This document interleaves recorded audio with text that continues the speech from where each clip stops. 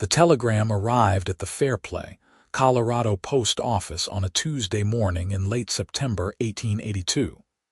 And when Marshal Thaddeus Stone handed it to his nephew, the younger man's hands shook so badly the paper rattled like dried leaves.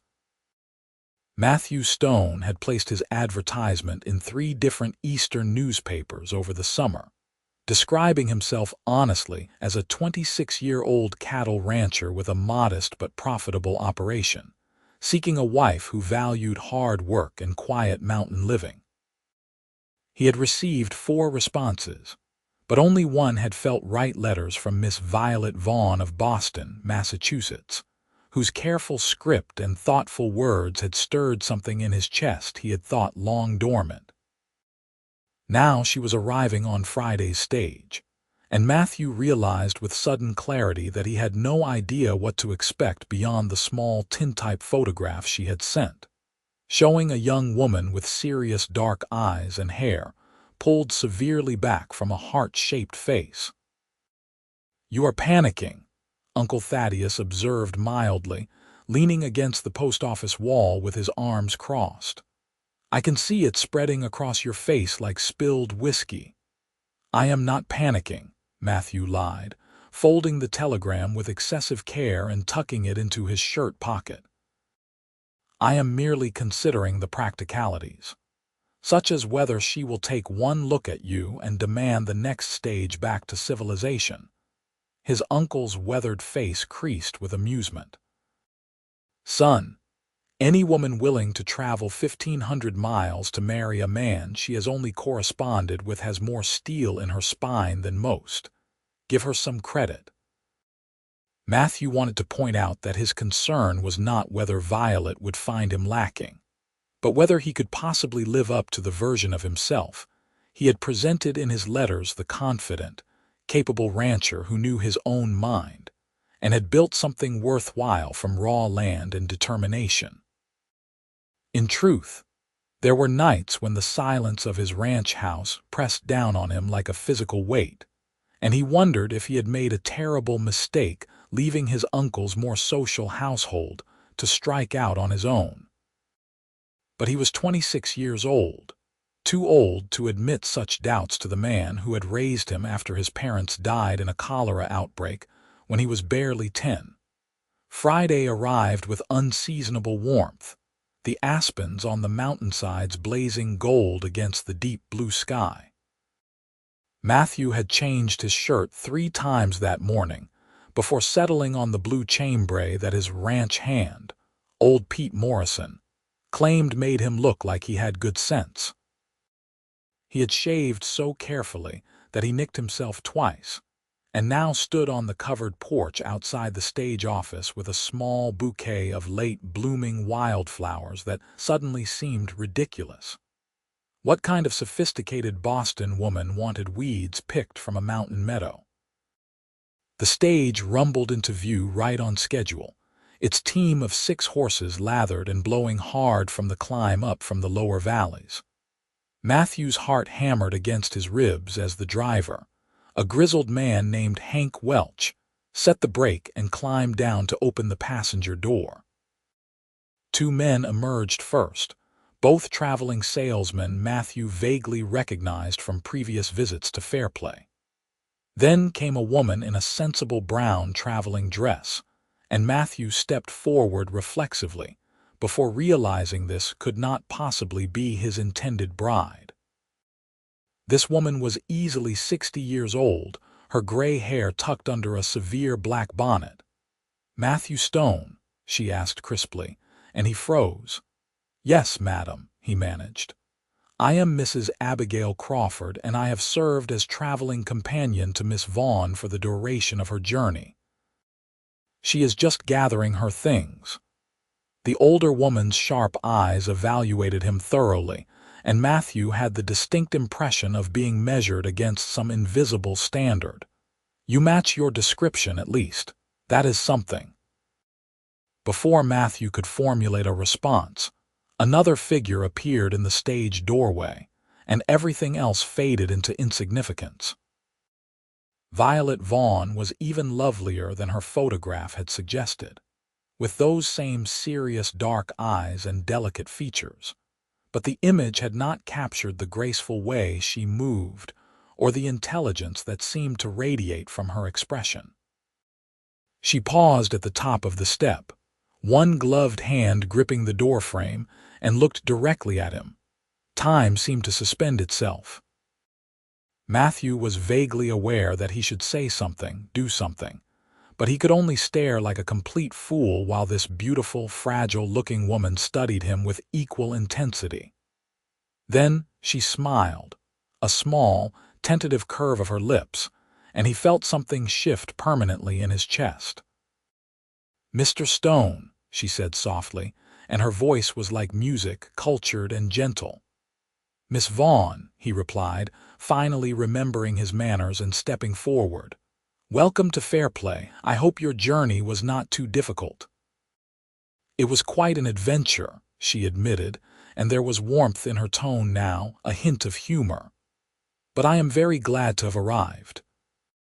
Hank Welch coughed meaningfully, and Matthew realized with a start that Violet was still standing in the doorway of the stage, clearly waiting for assistance in descending. He hurried forward, reaching up to offer his hand, and that was when he truly registered just how small she was. The step down from the stage was a good 2 feet, and Violet was barely over 4 feet tall herself. She looked down at the distance with visible uncertainty, her smile faltering. "I apologize," she said quietly, and there was something in her voice that made Matthew's chest tighten, a kind of resigned embarrassment that suggested she had navigated this particular difficulty many times before. "I am not always very graceful with heights." "No apology necessary," Matthew said firmly. He held both hands up to her without hesitation. "May I?" she nodded, placing her small gloved hands in his, and he lifted her down as carefully as if she were made of spun glass. She weighed almost nothing, and when he set her on the ground, the top of her head barely reached the middle of his chest. Matthew was not an unusually tall man, just over 6 feet, but the difference in their heights was dramatic. He found himself looking down at her upturned face, those dark eyes now showing traces of worry, and he realized she was waiting for his reaction. "Thank you," she said softly. "I am afraid I am not quite what you might have expected." "You are exactly what I hoped for," Matthew replied honestly, and watched relief flood her features. He handed her the slightly crushed wildflowers, feeling heat rise in his face. "These are for you." "I know they are not fancy, but they are perfect," Violet interrupted, taking them with genuine pleasure. She brought them to her nose and inhaled deeply. "Indian paintbrush and asters. We do not have these in Boston. They are beautiful." Mrs. Crawford cleared her throat. "Miss Vaughn's trunks will need to be collected, Mr. Stone, and I assume you have made arrangements for the wedding ceremony." "Yes, madam. Reverend Harris is expecting us at 4 o'clock this afternoon, if that is agreeable to Miss Vaughn." Matthew looked down at Violet anxiously. "I thought you might want some time to rest and refresh yourself first. My uncle has arranged rooms at the hotel, and his wife has prepared a bath and some refreshments." "That sounds wonderful," Violet said warmly. "You have been very thoughtful." The next few hours passed in a blur of activity. Matthew collected Violet's 2 large trunks, which seemed excessive, until he considered that they contained everything she owned in the world, and arranged to have them transported to his ranch. His aunt, Martha Stone, descended on Violet like a benevolent whirlwind, whisking her off to the hotel with promises of hot water and decent food. Mrs. Crawford accompanied them, still radiating maternal protectiveness, and Matthew found himself alone on the street with his uncle once more. "She is very small," Thaddeus observed. "I noticed," Matthew said dryly. "Going to be some practical considerations there, nephew. Your ranch house was not built with a woman of her stature in mind." Matthew had already been thinking the same thing. His home was a solid two-story structure he had built himself with Pete's help, and everything in it was sized for men of average height or taller. The kitchen counters, the shelves, the hooks for coats and hats Violet would be able to reach almost nothing without assistance. The thought made him uncomfortable, not because he minded helping, but because he imagined it must be exhausting to constantly need accommodation. "I will figure it out," he said firmly. "Whatever she needs, I will make it work." His uncle clapped him on the shoulder. "I know you will, son. You have got a good heart. Just remember that marriage is about more than good intentions. It is about paying attention and making the effort every single day." The wedding ceremony was simple but surprisingly emotional. Reverend Harris conducted the service in the small whitewashed church at the edge of town, with Matthew's uncle and aunt serving as witnesses alongside Mrs. Crawford and Pete Morrison, who had cleaned up remarkably well for the occasion. Violet wore a dress of deep blue silk that brought out the color of her eyes, and someone, probably Aunt Martha, had woven small white flowers into her dark hair. When Matthew took her hands to speak his vows, he was struck by how delicate her fingers felt in his, how much trust it must have taken for her to stand here and promise her life to a stranger. "I, Matthew Stone, take you, Violet Vaughn, to be my lawfully wedded wife," he said clearly, looking into her eyes and meaning every word. "I promise to honor you, protect you, and care for you all the days of my life." Her vows were spoken more softly, but with equal sincerity, and when Reverend Harris pronounced them married and Matthew carefully bent down to kiss his new wife, he felt the weight of responsibility and possibility settle over him like a mantle. This woman had entrusted her entire future to him. He would not fail her. The wedding supper at the hotel was a cheerful affair, with Aunt Martha having prepared an impressive spread despite the short notice. Violet was quiet but smiled often, and Matthew noticed how she engaged with everyone present, asking thoughtful questions and seeming genuinely interested in the answers. Mrs. Crawford finally relaxed her vigilant watch, apparently satisfied that Violet was in good hands, and announced she would be taking tomorrow's stage back east to return to her own family. "You will write to me, dear," she instructed Violet firmly. "I promised your grandmother I would see you safely settled, and I will want regular reports that you are well and happy." "I promise," Violet assured her, embracing the older woman with obvious affection. "Thank you for everything, Mrs. Crawford. I could not have made this journey without you." As the evening wore on, Matthew became increasingly aware of what came next. He and Violet would be heading out to his ranch, a 40-minute ride from town, where they would begin their married life together. The thought made him nervous in ways he had not fully anticipated. He barely knew this woman, and she barely knew him, yet they were bound together now by law and faith and promises made before God. Pete had brought the wagon around, and Matthew helped Violet up onto the seat, or tried to. The wagon was high, built for rough mountain terrain, and even with the built-in step, it was clearly too tall for her to manage easily. She made a game attempt, gathering her skirts and reaching for the handrail, but could not get sufficient leverage to pull herself up. "May I?" Matthew asked, and when she nodded, he simply lifted her up onto the seat as he had lifted her down from the stage earlier. Her cheeks colored prettily, but she smiled her thanks. "I am going to be a great deal of trouble, I think," she said lightly, but he heard the worry underneath. "You are going to be my wife," Matthew corrected gently, climbing up beside her and taking the reins, "and we will figure everything out together." The ride to the ranch was peaceful, the evening air cool and fresh with the scent of pine and autumn leaves. Violet was quiet beside him, but Matthew sensed it was not an uncomfortable silence. She seemed to be drinking in her surroundings, her gaze moving over the mountains that rose on either side of the valley, the last golden light catching their peaks and turning them to flame. "It is so beautiful here," she said finally. "So wild and open. Boston feels very far away." "Do you miss it?" Matthew asked, trying to keep his voice neutral. She considered the question seriously. "I miss my grandmother and a few friends, but I do not miss the city itself, not really. I always felt rather out of place there, if I am honest." She glanced at him, and there was something vulnerable in her expression. People in cities can be quite unkind about differences, about anything that does not fit their narrow definition of normal. Matthew felt anger stir in his chest at the thought of anyone being cruel to this gentle woman. "People can be unkind anywhere," he said quietly. "But out here, what matters is whether you can pull your weight and keep your word. The rest is just details." "I hope to pull my weight," Violet said.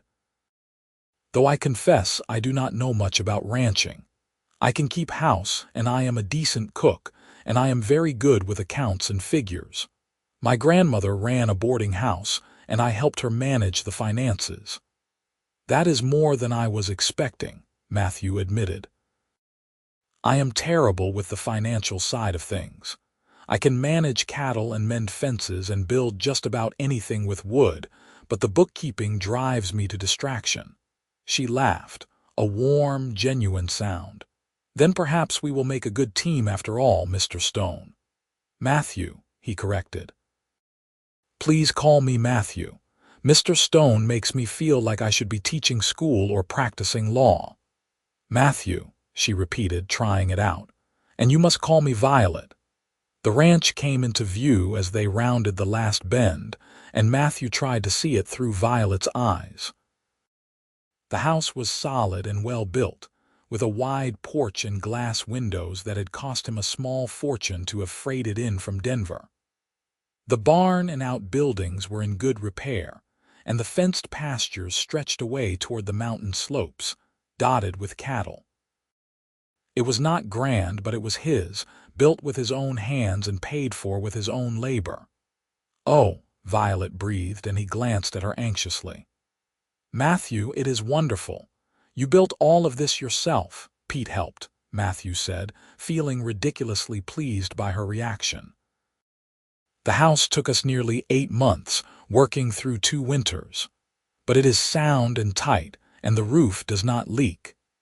He pulled the wagon up to the porch and set the brake, then climbed down and went around to help Violet. But when he reached up for her, he realized another problem. The porch itself was a good 3 feet off the ground, designed to keep the entrance above the snow line during heavy winters. Even with him lifting her down from the wagon, Violet would still need to manage the porch steps, and he could see they were going to be too tall for her to navigate comfortably. "Wait here just a moment," he said, and hurried into the barn. It took him only a few minutes to find what he needed: a sturdy wooden crate that Pete used for organizing tools. He carried it to the porch and positioned it in front of the bottom step, creating an intermediate height. Violet watched this with an expression he could not quite read. When he lifted her down from the wagon and she tested the arrangement, stepping up onto the crate and then to the first step with much greater ease, her eyes were suspiciously bright. "Thank you," she said quietly. "That was very thoughtful." "It is just temporary," Matthew assured her. "Tomorrow I will build you something proper. Steps for the porch and anything else you need. I should have thought of this before, but you could not have known," Violet interrupted gently. "Matthew, please do not feel badly. This is already far more consideration than I am accustomed to receiving." The sadness in that statement made Matthew's chest ache. He wanted to ask what kind of life she had led in Boston, what experiences had taught her to expect so little accommodation and kindness. But this was their wedding night, and he did not want to press her with difficult questions. Instead, he led her into the house, lighting the lamps he had left prepared earlier. The main room was large and comfortable, with a stone fireplace, a sturdy table and chairs, and a comfortable-looking couch Pete's wife had helped him select from the catalog. Through a doorway was the kitchen, and a staircase led up to the bedrooms on the second floor. Matthew watched Violet look around, trying to gauge her reaction. She moved slowly through the space, trailing her fingers along the back of the couch, examining the books on the shelf near the fireplace, peering into the kitchen. When she tried to look at the items on the kitchen shelves, she had to stretch up on her toes and even then could barely see the first shelf. The counter came up almost to her shoulders. "Tomorrow," Matthew said firmly. "First thing tomorrow, I start making adjustments." Violet turned to face him, and her expression was complicated gratitude mixed with something that might have been grief. "You are being so kind about this. But Matthew, you must understand, I will need help with many things. I am not trying to be difficult, but there will be things I simply cannot do without assistance or accommodation. If that is going to be a burden, stop," Matthew said gently but firmly. He crossed the room to stand before her, wishing he knew how to make her believe him. "Violet, I asked you to come here. I asked you to marry me, to build a life with me. That means we work together and we help each other. You said you are good with finances and I am terrible at them. That means you will be helping me. I will build you steps and stools and whatever else you need. That is me helping you. That is what partners do." She looked up at him, and a tear slipped down her cheek before she could stop it. "In Boston, I was treated like a child or a curiosity. People either dismissed me entirely or made a great show of how charitable they were being by acknowledging my existence. I learned not to expect much." Matthew felt that anger again, stronger now. Very carefully, giving her time to move away if she wished, he reached out and brushed the tear from her face with his thumb. "You are not in Boston anymore," he said quietly. "You are home, and I will spend every day proving to you that you made the right choice in coming here." The kiss that followed was gentle and sweet, and when Violet rose up on her toes to reach him better, Matthew bent down to meet her halfway. When they finally drew apart, she was smiling, and the sadness had left her eyes. "I should show you the upstairs," Matthew said, suddenly nervous again. "Your room, I mean. I thought you might want your own space, at least at first, until we know each other better." Relief and something that might have been disappointment crossed Violet's face. "That is very considerate," she said softly. "Though I hope you do not feel obligated to maintain such formality if you do not wish to." "I just want you to feel comfortable," Matthew said. "There is no rush for anything." The stairs to the second floor presented another challenge. They were steep and narrow, designed for efficiency rather than ease of use. Violet gamely attempted them, but Matthew could see it was difficult for her, each step requiring more effort than it should. By the time they reached the top, she was slightly out of breath. "I am going to rebuild these," Matthew said immediately. "Make them wider with a more gradual rise. It should not be this difficult." "Matthew, you cannot rebuild your entire house for me," Violet protested, but he shook his head. "I built it the first time, I can modify it now. Besides, better stairs will improve the place regardless." He led her to the larger of the two bedrooms, which he had prepared carefully with fresh linens and wildflowers in a jar by the window. "This is yours. There is water in the pitcher, and I brought your smaller trunk up earlier. The larger one is still in the wagon, but I will bring it up tomorrow after I have made the stairs safer." Violet looked around the room at the comfortable bed with its colorful quilt, the sturdy dresser, the window that looked out over the valley. "It is perfect," she said softly. "Thank you, Matthew." He showed her where everything was, suddenly awkward and unsure. This was his wife, but she was also a stranger, and the intimacy of being alone together in the quiet house felt both thrilling and terrifying. Finally, he retreated to the doorway. "I will be just across the hall if you need anything," he said. "Sleep well, Violet." "Good night, Matthew," she replied, and the warmth in her voice followed him as he crossed to his own room. Sleep was a long time coming. Matthew lay in his bed, acutely aware of Violet's presence just across the narrow hallway, and tried to process everything that had happened. He was married. He had a wife. A beautiful, intelligent woman had trusted him enough to leave everything she knew and travel halfway across the country to build a life with him. The weight of that trust was enormous, and he found himself mentally cataloging all the changes he needed to make to ensure she could live comfortably in his house. Steps for the porch, that was first priority. Lower shelves in the kitchen, or maybe a sturdy stool she could move around safely. Something for the wagon. The regular stairs definitely needed to be rebuilt. What about the barn? Would she need to access anything there?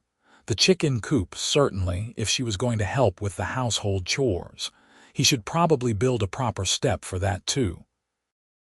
His mind was still racing with plans when he finally drifted off sometime near midnight. Morning came early, as it always did on a ranch. Matthew woke to the familiar sounds of Pete moving around outside, beginning the morning chores. He dressed quickly and headed downstairs, intending to get some work done before Violet woke, but stopped short when he reached the kitchen.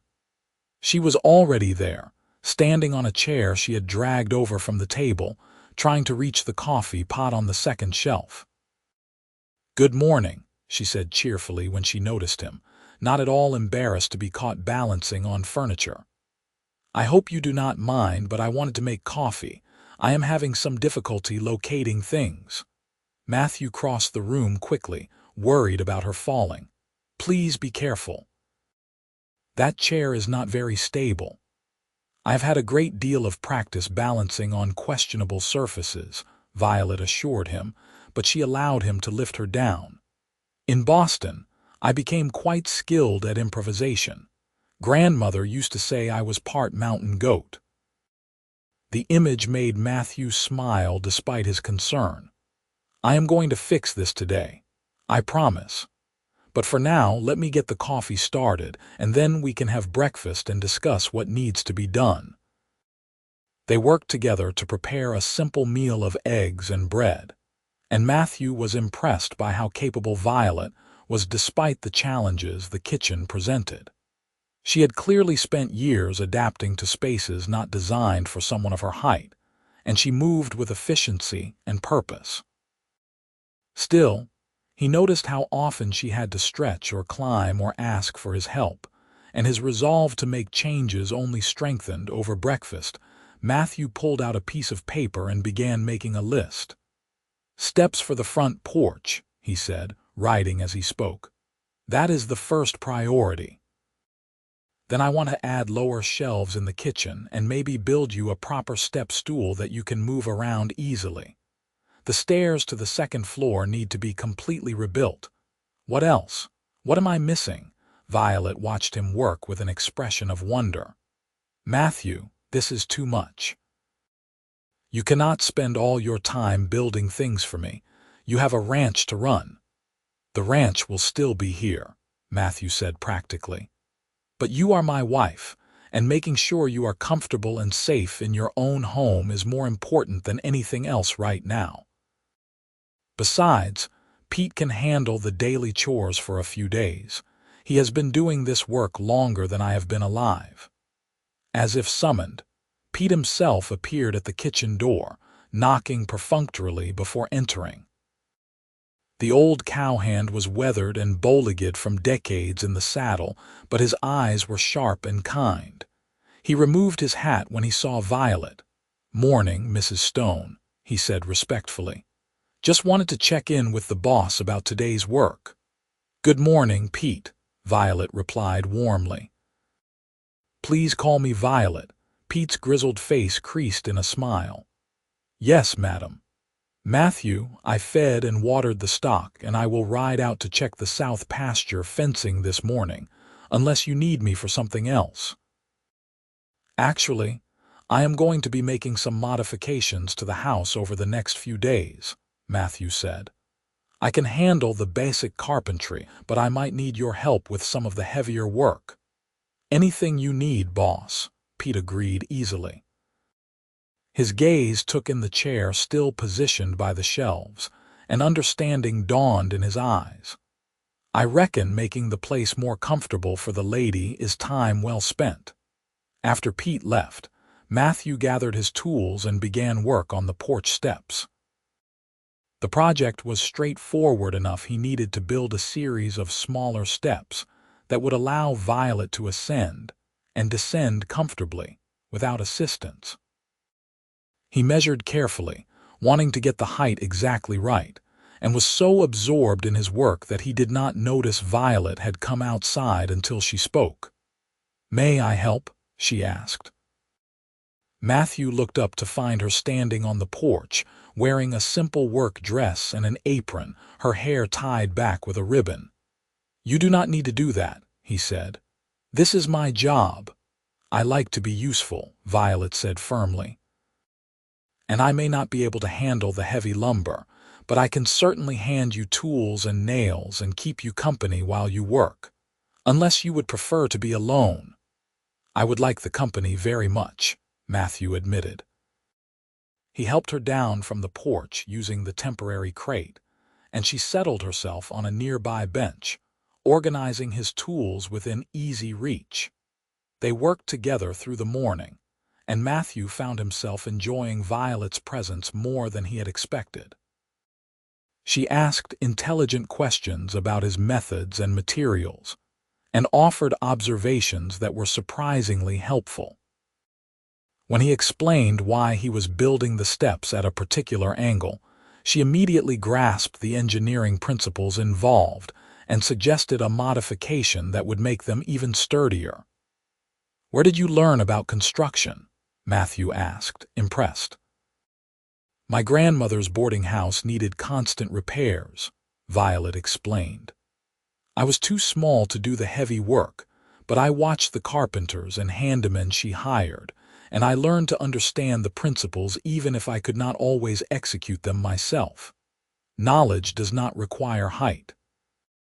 The comment was made lightly, but Matthew heard the edge underneath years of having to prove her intelligence and capability to people who dismissed her based on appearance alone.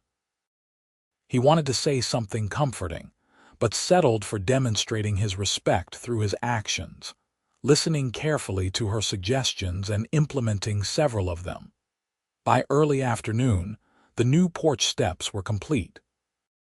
Matthew had built a series of 4 shallower steps with a sturdy railing, replacing the original 2 steep ones. Violet tested them carefully, and her face lit up when she realized she could navigate them easily without any assistance. "Matthew, this is wonderful," she said, climbing up and down several times as if to prove the point. "I can manage these completely on my own." The delight in her voice made all the work worthwhile. "Good," Matthew said, satisfaction warming his chest. "That is the idea. You should not have to wait for help just to enter your own house." Over the next several days, Matthew continued his modifications. He rebuilt the interior staircase with wider treads and a more gradual rise, adding a smooth railing that Violet could grip comfortably. He constructed a clever step stool for the kitchen that was sturdy enough to be safe, but light enough for Violet to move it around as needed. He added lower shelves and hooks throughout the house, and built a special mounting step for the wagon that folded up out of the way when not in use. Each modification brought visible relief and happiness to Violet's face, and Matthew found himself looking for additional improvements he could make. He built a small step for the chicken coop when he noticed her struggling with the entrance. He constructed a riser for her side of the dining table, so her chair would be at a more comfortable height. He even fashioned a special saddle with extended stirrups for the gentlest mare in his string, hoping Violet might enjoy riding once she felt more settled. Pete watched all of this with quiet approval, helping with the heavier work and offering occasional suggestions. "You are doing right by her, boss," he commented one evening as they finished installing the new kitchen shelves. "That little lady has herself a good man." Matthew felt his face heat. "I am just making sure she is comfortable." "You are making sure she feels valued," Pete corrected. "That is not quite the same thing, and it is a lot more important."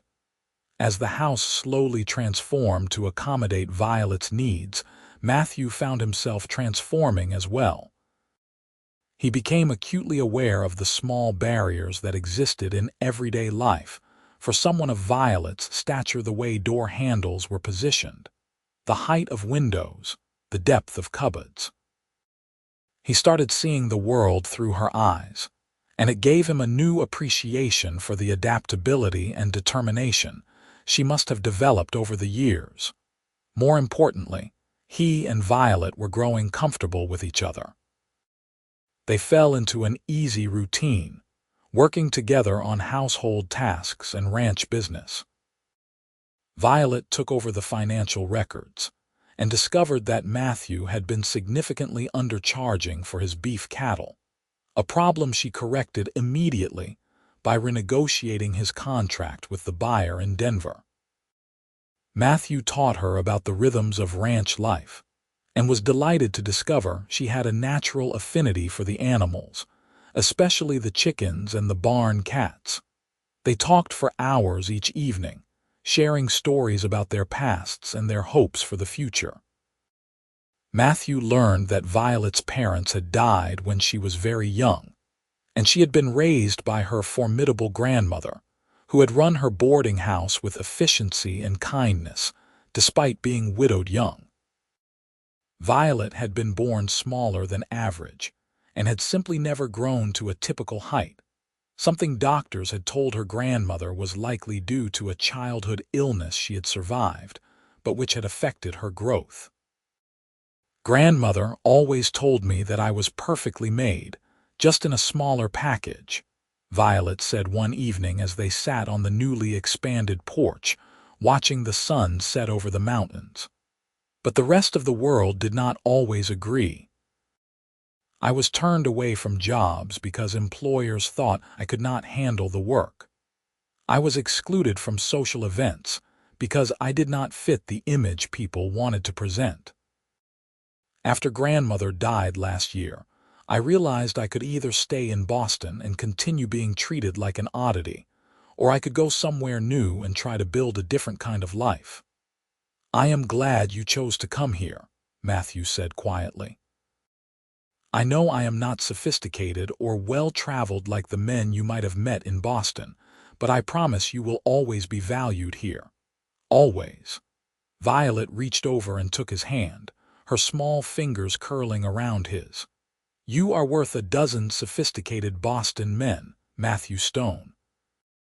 You have shown me more genuine kindness in 2 weeks than I received in 23 years back east." The moment stretched between them, warm and significant. Matthew became acutely aware of how close they were sitting, how natural it felt to hold her hand, how much he wanted to kiss her again. They had maintained a polite distance since the wedding, each occupying their own bedroom, but the attraction between them was growing stronger every day. "Violet," he said softly, "I want you to know that this marriage does not have to remain one of convenience. I care for you. I care for you more than I expected to, if I am honest. If you are willing, I would like this to be a real marriage in every sense." Her cheeks colored prettily in the fading light. "I care for you too, Matthew, very much. I think I began caring for you the moment you lifted me down from the stage without making me feel helpless. And every day since, you have shown me through your actions that you see me as an equal partner, not a burden or a charity case." She paused, then added softly, "I would very much like this to be a real marriage." The kiss that followed was deeper and more passionate than their brief wedding kiss had been. Matthew pulled Violet close, mindful of her small frame but unable to resist the pull between them. When they finally broke apart, both were breathing hard. "Come to bed with me," Matthew said, his voice rough with want. "Be my wife in truth." "Yes," Violet whispered, and there was no hesitation in her voice. Matthew stood and lifted her easily into his arms, carrying her into the house and up the newly rebuilt stairs to his bedroom. He set her down gently on the bed and began to undress her with careful reverence, taking his time to show her without words how precious she was to him. Violet responded with equal passion, her small hands surprisingly strong as she pulled him close. Their lovemaking was tender and intense, a physical expression of the emotional connection they had been building over the past weeks. Matthew was acutely aware of Violet's small frame and took care to be gentle, but she met him with a fierce desire that matched his own. Afterwards, they lay tangled together in the moonlight streaming through the window, and Matthew felt a contentment he had never known before. "I love you," he said quietly, the words coming easily because they were simply true. "I know it has only been a few weeks, but I love you, Violet." "I love you too," she replied, her voice soft but certain. "I think I have been falling in love with you since the first letter you sent me. You wrote about this place, about the mountains and the cattle and the life you were building with such passion and honesty. I wanted to be part of that. I wanted to be part of you." They fell asleep wrapped in each other's arms, and when Matthew woke the next morning to find Violet still curled against his chest, he sent up a silent prayer of thanks for the strange combination of circumstances that had brought her into his life. The weeks that followed were some of the happiest Matthew had ever known. He and Violet settled into their marriage with surprising ease, their initial awkwardness giving way to comfortable intimacy. They worked together seamlessly, Violet managing the household and finances, while Matthew handled the physical demands of the ranch. Pete continued to be an invaluable help, and he and Violet developed their own friendship based on mutual respect and terrible jokes about the Boston elite. October faded into November, and the first snows began to fall on the high peaks. Matthew made sure the ranch was prepared for winter, stocking the root cellar and repairing the barn roof and bringing the cattle down to the lower pastures. Violet threw herself into preparations as well, canning vegetables and fruits, mending clothes, and making sure the house was properly weatherproofed. One evening in mid-November, as they were finishing supper, Violet brought up a topic that had clearly been on her mind. "Matthew, I have been thinking about the ranch finances, and I believe we have the resources to expand the operation next spring. If we invest in a few more breeding cows now, while prices are lower, we could significantly increase our herd by this time next year." Matthew looked up from his plate, impressed as always by her business acumen. "That is a sound plan. What would we need to make it work?" They spent the next hour bent over the account books, Violet showing him her calculations and explaining her reasoning. Matthew contributed his knowledge of the practical aspects, how many additional cattle they could support on their current grazing land, what kind of shelter they would need, whether Pete could handle the extra work, or if they needed to hire additional help. "We should hire another hand," Matthew decided. "Pete is getting older and I do not want to overtax him. There is a young man in town, Sam Whitfield, who has been looking for steady work. He is inexperienced, but he is strong and willing to learn." "Can we afford him?" Violet asked practically. Matthew did the mental math. "With the increased income from your new contracts and the expansion you are proposing, yes, it will be tight for the first few months, but I think we can make it work." "Then I think we should do it," Violet said firmly. "This ranch has great potential, Matthew. With good management and smart investments, we could build something really substantial here." Her use of "we" made Matthew's chest warm, She had fully committed herself to this life, to their partnership, and to building a future together. He leaned across the table and kissed her soundly. "Have I told you lately that you are brilliant?" he asked. "Not since this morning," Violet replied with a smile, "but I never tire of hearing it." They hired Sam Whitfield the following week. The young man was 18, tall and gangly, with a shock of red hair and an eager attitude. Pete took him under his wing immediately, teaching him the basics of ranch work with gruff patience. Sam proved to be a quick learner, and his additional help allowed Matthew to focus on the improvements and expansions they had planned. Winter arrived in earnest in late November, bringing heavy snows that blanketed the valley in white. Matthew had worried that Violet might find the isolation difficult after growing up in a city, but she seemed to thrive in the quiet rhythms of winter ranch life.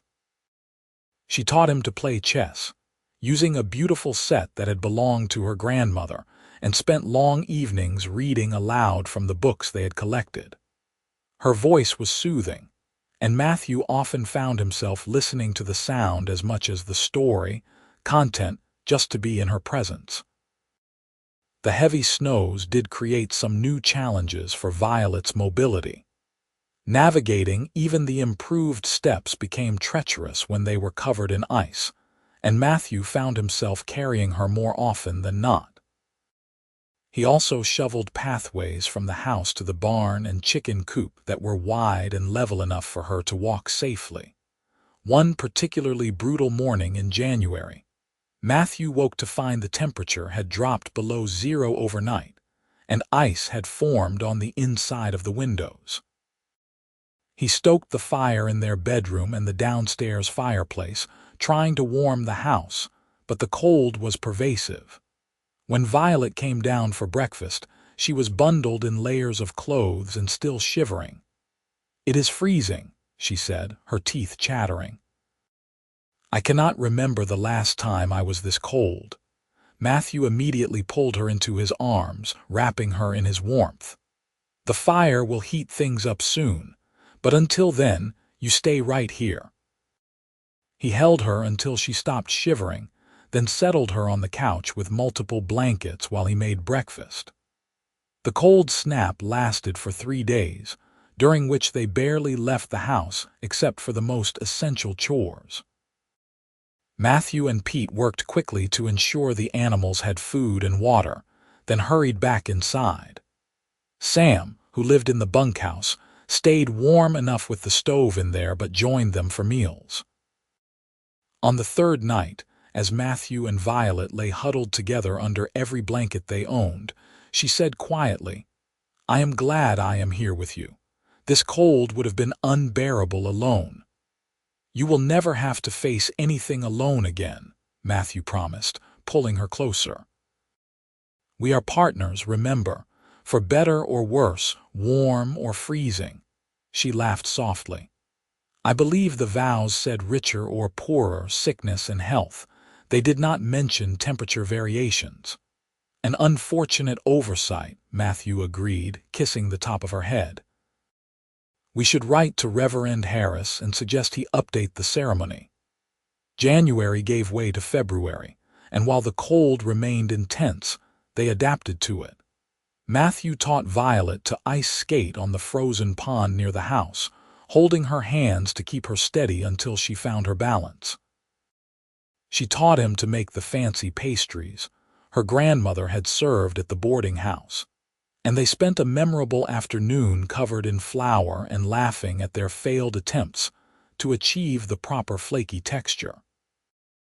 It was during one of these quiet winter evenings, as they sat by the fire with mugs of hot cider, that Violet brought up something that had clearly been on her mind.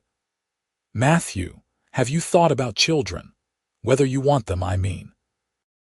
Matthew was quiet for a moment, choosing his words carefully. "I have thought about it. I would love to have children with you if that is something you want.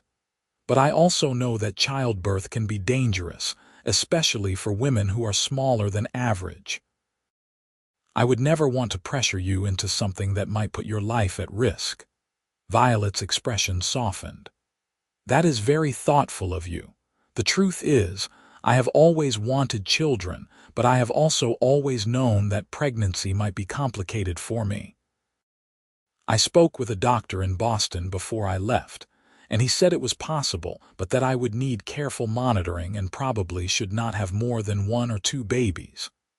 Then we will make sure you have the best medical care available," Matthew said firmly. "Doc Harrison in Fairplay is competent, but if we need to bring in a specialist from Denver or even further, we will do it. Your safety is more important than anything else." "I want to try," Violet said softly. "I want to have your baby, Matthew. I want us to have a family." Matthew pulled her into his arms, overwhelmed with love for this brave, determined woman. "Then we will try, and whatever happens, we will face it together." Spring came late that year, not truly arriving until early April, but when it did, it transformed the valley into a riot of color and life. The aspen trees budded green, wildflowers carpeted the meadows, and the cattle that had huddled miserably through the winter began to graze contentedly on the new grass. Matthew threw himself into the spring work with renewed energy. The expansion plans he and Violet had developed over the winter were put into action. They purchased 10 additional breeding cows from a rancher down in the lower valleys, and Matthew and Sam spent weeks repairing and expanding the fencing to accommodate the larger herd. Pete, who had initially been skeptical about the expansion, admitted that Violet's calculations had been sound. The ranch could definitely support more cattle. Violet worked equally hard, tending an expanded vegetable garden that she had designed over the winter. Matthew had built her a series of raised beds that brought the soil up to a more manageable height, and she had planted an impressive variety of vegetables and herbs. She also took over the management of the chicken flock, which had grown substantially, and started selling eggs in town for additional income. The ranch was thriving, and so was their marriage. Matthew and Violet had grown from polite strangers to true partners, and the love between them deepened with each passing day. They still had their challenges. Violet's height would always require certain accommodations, and there were days when she grew frustrated with her limitations, but they faced everything together. In late May, Violet came to Matthew with news that made his heart nearly stop. "I am pregnant," she said quietly, her hand resting on her still flat stomach. "I saw Doc Harrison in town today and he confirmed it. He thinks I am about 6 weeks along." Matthew pulled her into his arms, joy and fear warring in his chest. "Are you well? What did the doctor say?" "Is everything safe?" "He says everything looks normal so far, but that I will need to be monitored carefully as the pregnancy progresses. He wants to see me every 2 weeks, and he has already sent a letter to a specialist in Denver asking for guidance on my specific situation." Violet pulled back to look up at him, her eyes shining. "I am a little scared, but mostly I am just happy. We are going to have a baby, Matthew." "We are going to have a baby," Matthew repeated, wonder filling his voice. He kissed her gently, then more firmly, trying to pour all his love and commitment into the gesture. "I am going to take such good care of you, both of you." And he did. As Violet's pregnancy progressed, Matthew became almost comically protective. He insisted she avoid any strenuous activity, took over most of her chores, and accompanied her to every single appointment with Doc Harrison. When the doctor expressed concern about Violet's ability to carry the baby to full term given her size, Matthew immediately wrote to the specialist in Denver and arranged for him to travel to Fairplay for a consultation. Dr. Edward Morrison arrived in July, a distinguished older gentleman with decades of experience in difficult pregnancies. He examined Violet thoroughly and spoke with her at length about her medical history and current condition. Finally, He sat down with both of them to deliver his assessment. "Mrs. Stone, your pregnancy is progressing normally so far, which is excellent news," he said seriously. "However, I will not lie to you, your small stature does create additional risks. The baby may not have as much room to grow, which could lead to early delivery. There is also a higher risk of complications during the birth itself." Violet's hand tightened on Matthew's. "What can we do to minimize those risks?" "Continue to see Doc Harrison regularly. Avoid any activity that is overly strenuous. Make sure you are eating well and getting adequate rest. And when you are closer to your due date, I would strongly recommend that you consider traveling to Denver to deliver the baby in the hospital there. We have better facilities and more experienced staff to handle any complications that might arise." Matthew spoke up immediately. "We will do that. Whatever gives Violet and the baby the best chance, we will do it." The months that followed were both exciting and terrifying. Violet's body changed visibly as the baby grew, and Matthew was amazed by the strength and resilience she displayed. She never complained, even when she grew uncomfortable and moving became difficult. Matthew built her a special rocking chair with a lower seat and extra cushions, and she spent many evenings there, her hands resting on her swelling belly. In late September, they made the journey to Denver. Matthew had arranged for Pete and Sam to manage the ranch in their absence, and he accompanied Violet on the stage, holding her carefully as they traveled the rough roads. They took rooms in a boarding house near the hospital, and Dr. Morrison examined Violet again, pronouncing himself satisfied with her progress. "The baby is smaller than average but healthy and active," he told them. "I expect you will go into labor within the next few weeks. When you do, you come straight to the hospital, and we will make sure everything goes as smoothly as possible." Violet gave birth on October 15, 1883, after a long and difficult labor that lasted nearly 18 hours. Matthew stayed by her side the entire time, holding her hand and offering what comfort he could.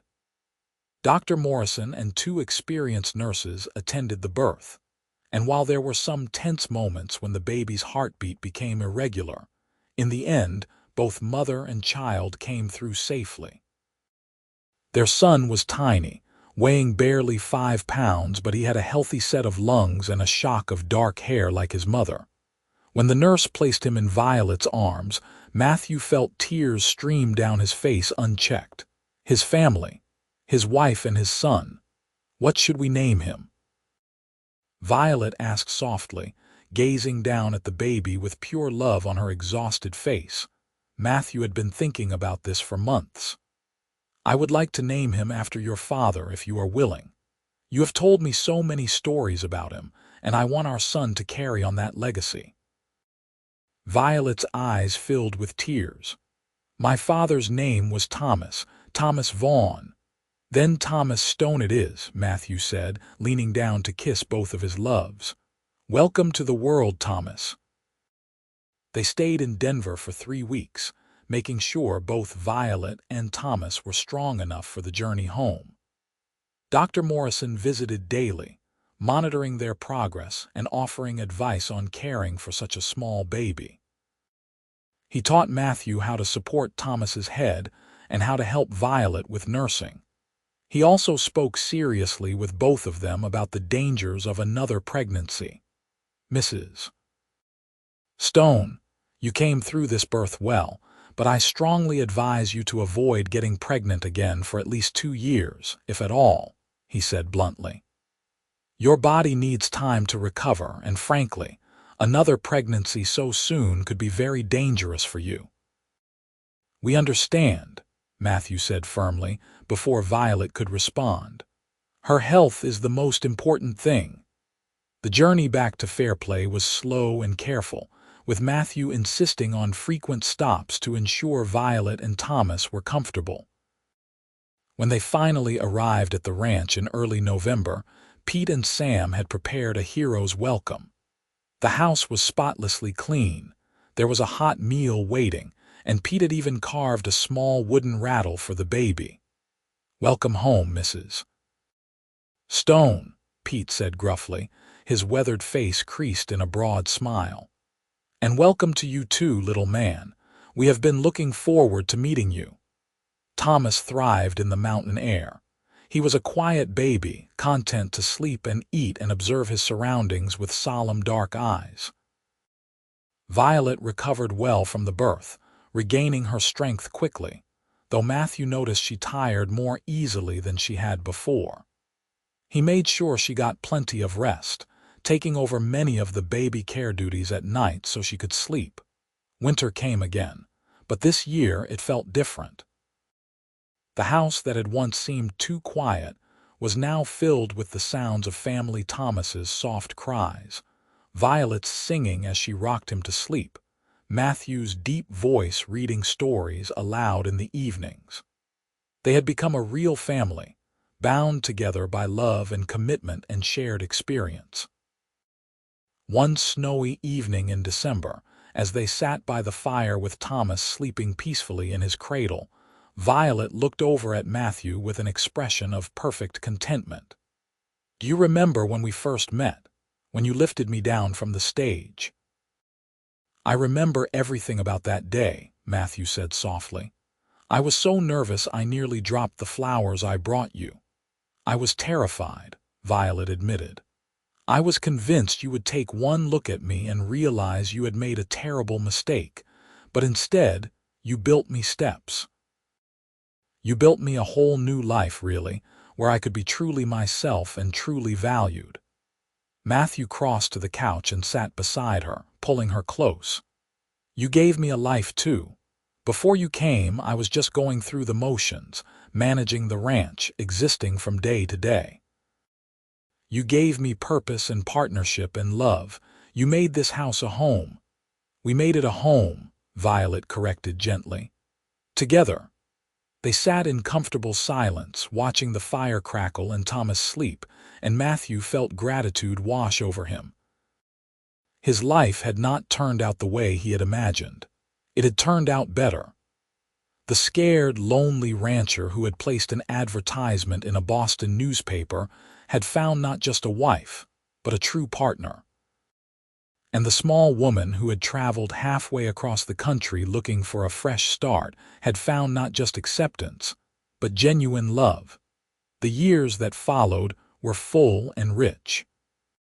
The ranch continued to prosper under their combined management, growing into one of the most successful operations in the region.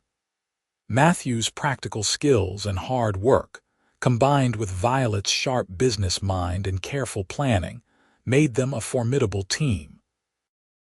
They hired additional hands as the operation expanded, and became known throughout Colorado as fair employers who valued competence over appearance. Thomas grew into a bright, curious child who adored both his parents. He inherited his mother's intelligence and his father's steady temperament, and from an early age showed an interest in how things worked. Matthew taught him about cattle and horses and the land, while Violet taught him reading and arithmetic and a deep appreciation for learning. When Thomas was 3 years old, Violet came to Matthew with the news that she was pregnant again. They had been careful but not careful enough, and Matthew's initial reaction was pure terror. He remembered Dr. Morrison's warnings about another pregnancy, and the thought of losing Violet was unbearable, but Violet herself was more sanguine. "I know the risks," she said calmly, "but I also know my own body and I feel strong. I want this baby, Matthew. I want Thomas to have a sibling, and I want to give you another child." Matthew made her promise that they would return to Denver for the birth, and that she would follow every precaution Dr. Morrison recommended. Violet agreed, and when their daughter was born the following spring, a tiny, perfect baby girl they named Vivian, both mother and child came through the delivery safely, though it was even more difficult than Thomas's birth had been. Dr. Morrison was blunt when he spoke to them afterwards. "That is it, Mrs. Stone. Absolutely no more pregnancies. Another one would almost certainly kill you. I am going to give you and your husband information about how to prevent conception, and I strongly urge you to follow it faithfully." "We will," Matthew promised fervently. "I love our children, but I love their mother more. We have been blessed enough." And they had. 2 healthy children, a thriving ranch, and a marriage built on mutual respect and deep love. As Thomas and Vivian grew, Matthew marveled at how Violet had adapted every aspect of their lives to ensure both children understood that differences in size or ability were not weaknesses. She taught them to see challenges as problems to be solved, not obstacles to be defeated by. She also taught them, through her example and her words, the importance of kindness and accommodation. When Vivian at age 5 asked why their mother needed steps to reach things that other adults could access easily, Violet explained calmly that different people needed different tools to accomplish the same tasks, and that was not something to be ashamed of. "Some people need spectacles to see clearly," she said. "Some people need hearing trumpets to hear well. I need steps and stools to reach high places. There is no shame in using the tools that help you live your life fully." Matthew watched his children absorb these lessons and felt profound gratitude for the woman who had become his partner. Violet had faced a lifetime of being dismissed and underestimated, but instead of becoming bitter, she had become wise. She used her experiences to teach their children empathy and creativity and resilience. The ranch continued to expand over the years. By the time Thomas was 10 and Vivian was 7, the Stone Ranch was running nearly 300 head of cattle and employed 5 full-time hands plus seasonal workers during roundup and drive. Pete had finally retired at age 72, though he still visited frequently to offer unsolicited advice and terrible jokes. Sam Whitfield had become Matthew's foreman and had married a local girl, building his own small house on the ranch property. Matthew had continued his modifications to the house and barn over the years, refining and improving his designs based on Violet's feedback. The ranch had become something of a local curiosity. People came from other towns to see the house, where everything was accessible at multiple heights, where steps and stools and clever mechanisms allowed a woman of 4 feet to function with complete independence. Some visitors came with genuine curiosity and admiration. Others came with condescension, viewing the adaptations as evidence of weakness rather than ingenuity. Matthew had become skilled at quickly assessing which type of visitor he was dealing with and adjusting his hospitality accordingly.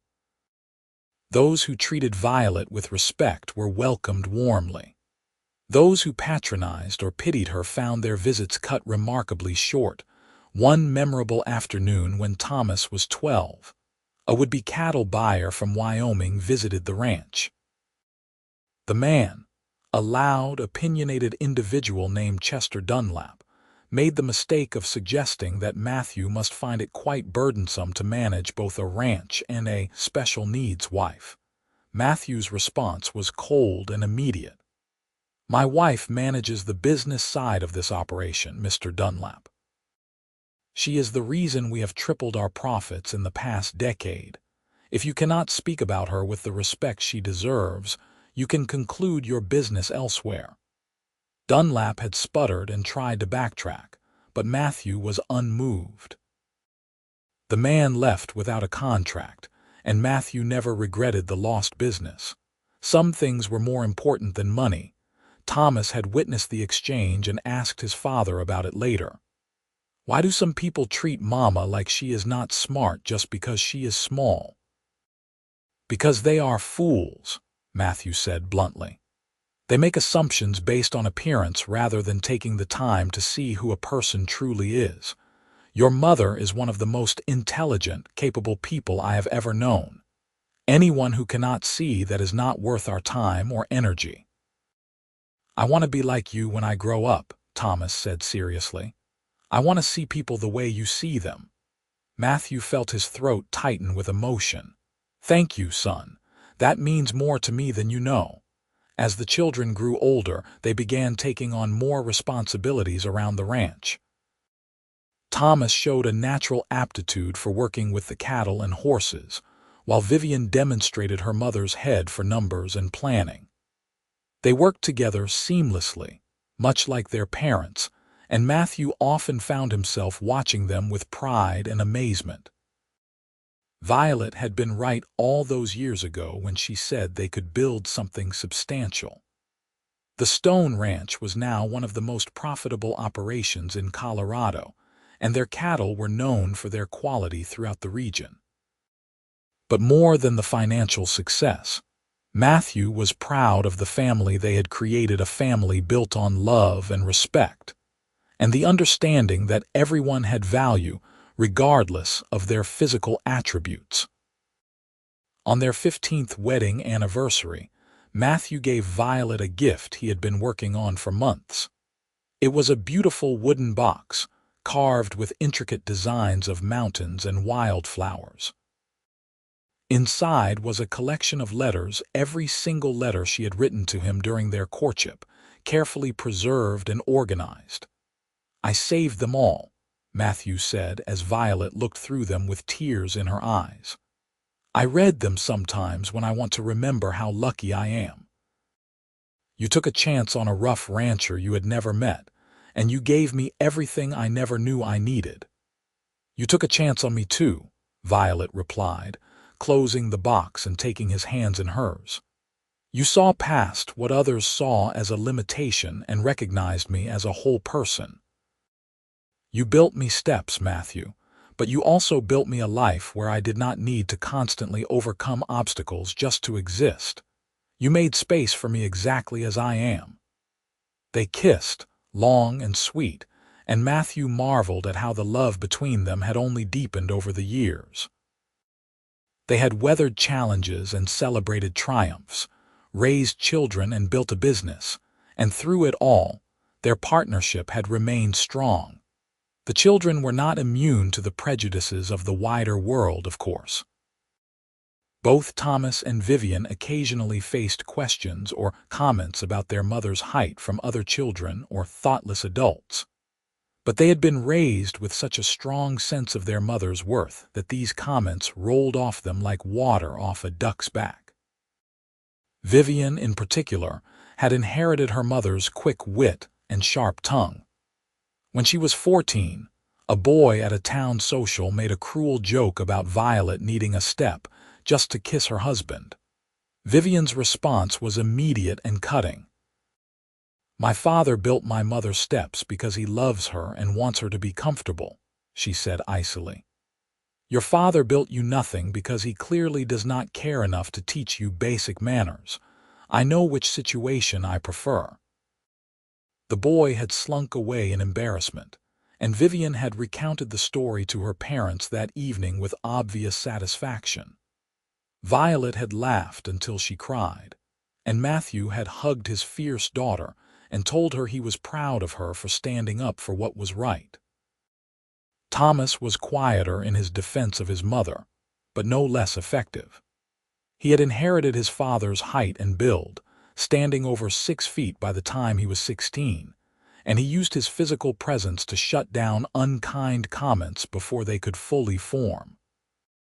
People learned quickly that insulting Violet Stone in her son's hearing was a profoundly bad idea. As the children approached adulthood, Matthew and Violet began discussing the future of the ranch. Thomas had expressed interest in taking over the operation eventually, while Vivian was considering studying law at a university in Denver. It was a non-traditional choice for a woman, but Violet and Matthew had always encouraged both children to pursue their interests regardless of societal expectations. She has the mind for it, Violet said one evening as she and Matthew discussed Vivian's plans. And the world is changing, even if slowly. Women are making inroads into professions that were closed to us before.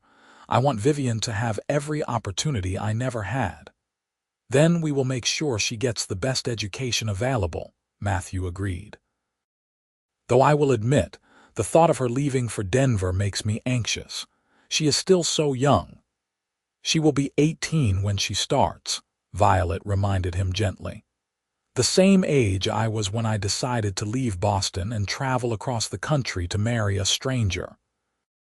If I could do that, Vivian can certainly manage university. Matthew had to concede the point. His children had been raised by two of the strongest, most capable people he knew.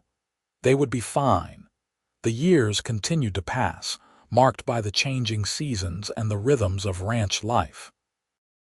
Thomas did take over the day-to-day management of the cattle operation when he turned 22, allowing Matthew to step back slightly, though he still worked alongside his son most days. Vivian did go to Denver for university and thrived there, eventually becoming one of the first female lawyers in Colorado. Both children married in their 20s, Thomas to a rancher's daughter from a neighboring property, and Vivian to a fellow lawyer she met at university. Both brought their spouses home to meet the family, and Matthew and Violet welcomed them warmly into the fold, and eventually there were grandchildren. Thomas and his wife had 3 children in quick succession, 2 boys and a girl, all of whom adored their grandmother and thought nothing of her small stature, except that it made her the perfect height for the best hugs. Vivian had twins, a boy and a girl, who were equally comfortable with their unconventional grandmother. As Matthew watched Violet with the grandchildren, building them special steps so they could reach the kitchen counter to help bake cookies, teaching them games and stories, his heart swelled with love and pride. They had built something truly special here, not just a successful ranch, but a family that valued people for who they were rather than what they looked like or what limitations they might face. On their 30th wedding anniversary, the entire extended family gathered at the ranch for a celebration. The house that had once seemed too quiet for one lonely rancher was now filled to bursting with children and grandchildren, laughter and love. A long table had been set up outside, laden with food, and after the meal, various family members stood to offer toasts. Thomas went first, raising his glass to his parents. To Matthew and Violet Stone, who taught us that love is about building steps for the people you care about, both literal and figurative. Thank you for showing us what a true partnership looks like. Vivian followed. To Mama and Papa, who never let the world's limitations define what was possible. You raised us to think creatively, to solve problems rather than be defeated by them, and to value people for their character rather than their appearance. We are who we are because of you. When it was Matthew's turn, he stood and pulled Violet to her feet beside him, his arm around her shoulders. 30 years ago, I placed an advertisement seeking a wife, and I received letters from several interested women. I chose Violet because her letters showed intelligence, wit, and courage. She did not try to hide her differences or pretend to be something she was not. She was honest about who she was and what she hoped to find. He paused, looking down at his wife with so much love he thought his heart might burst. What I found was so much more than I imagined. I found a partner who challenged me to be better, who taught me to see the world differently, who built a business and a family with me through hard work and determination. I found the love of my life. Violet's eyes were bright with tears. When Matthew sat down, she remained standing and the table fell quiet. I left Boston 30 years ago because I was tired of being seen as less than I was, she said clearly. I came to Colorado hoping to find a fresh start, a place where I might be valued for my mind and my work rather than dismissed for my size. What I found was a man who did not just value me, but who actively worked to make space for me in his life and his world. She reached down and took Matthew's hand. Matthew Stone built me steps, yes, but more importantly, he built me a home where I did not need to constantly prove my worth. He built me a partnership where my contributions were recognized and appreciated. He built me a life where I could truly thrive. And together, we built a family that carries those values forward. She raised her glass. To my husband, my partner, my love, thank you for 30 extraordinary years. The toast was echoed around the table, and Matthew pulled Violet down onto his lap, kissing her soundly while their children and grandchildren cheered and laughed. Later, as the party wound down and the grandchildren were put to bed in various corners of the now much expanded house, Matthew and Violet slipped away to their favorite spot on the porch. The view had not changed much in 3 decades. The mountains still rose majestically against the sky. The valley still spread out below them in shades of green and gold. The aspens still blazed brilliant yellow in the fall. But everything else had changed. The lonely rancher and the desperate mail-order bride had become partners, lovers, parents, and grandparents. They had built an empire together, not just of land and cattle, but of love and family and enduring commitment. You ever regret it?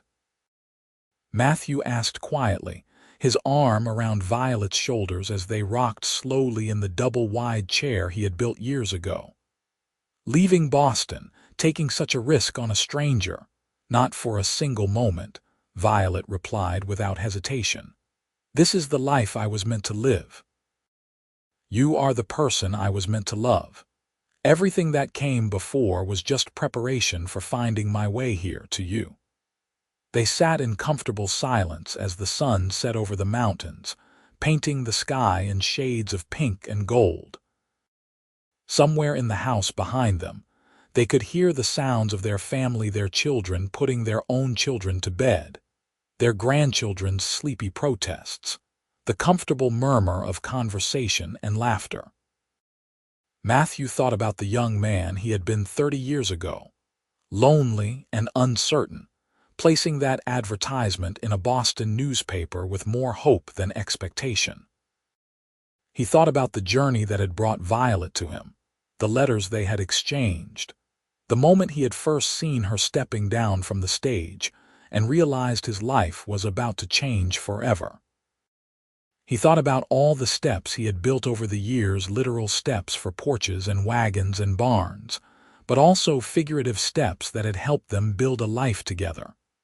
Steps toward understanding, toward partnership, toward love. Each one had been important, each one had been necessary, and each one had brought them closer to this moment.